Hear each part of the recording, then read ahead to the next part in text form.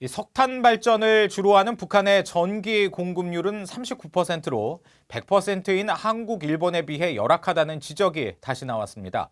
북한은 또 동아시아에서 화석연료 감축과 에너지 다양성 등을 우선 정책으로 삼지 않는 유일한 국가라는 지적도 제기됐습니다. 오택성 기자가 보도합니다. 미국 항공우주국 나사가 몇 년 전 촬영한 한반도와 주변 지역의 위성 사진입니다. 불빛이 화려한 한국, 중국 등과 달리 북한은 평양을 제외하고 대부분 암흑처럼 검게 나타나 있습니다. 세계에너지협의회는 최근 발표한 2019 세계 에너지 시나리오 보고서를 통해 이 같은 북한의 열악한 전기와 정책 문제를 지적했습니다. 북한의 전기 공급률은 39%에 불과해 국민에게 100% 전기를 공급하는 한국과 일본, 중국 등 주변 국가의 큰 격차를 비교했습니다.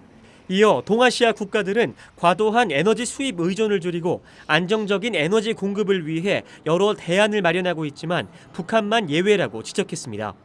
북한 정부는 수력 발전과 석유를 대체하기 위해 석탄을 전기 공급 원료로 더 많이 사용하고 있다는 겁니다. 실제로 한국에너지경제연구원 등에 따르면 북한의 1차 에너지 총 공급량은 2017년 기준 1,124만 석유 환산톤으로 한국의 3억 66만 대비 27분의 1에 불과합니다. 1인당 북한의 에너지 공급량은 0.45 석유 환산톤으로 한국의 13분의 1 수준입니다. 전문가들은 석탄을 주로 사용하는 후진성 때문에 북한의 산업은 발전하기 힘든 구조라고 지적했습니다. 국제에너지기구와 세계은행 등 5개 국제기구는 지난 4월 보고서를 통해 북한은 이런 이유 등으로 인구 1,400여만 명이 제대로 전기를 공급받지 못한 채 살고 있다고 지적했습니다. 윌리엄 브라운 조지타운대 교수는 북한의 불안정한 전력 공급이 문제라고 지적했습니다. North Korea, my thinking is everybody has a line, but the supply is very unstable.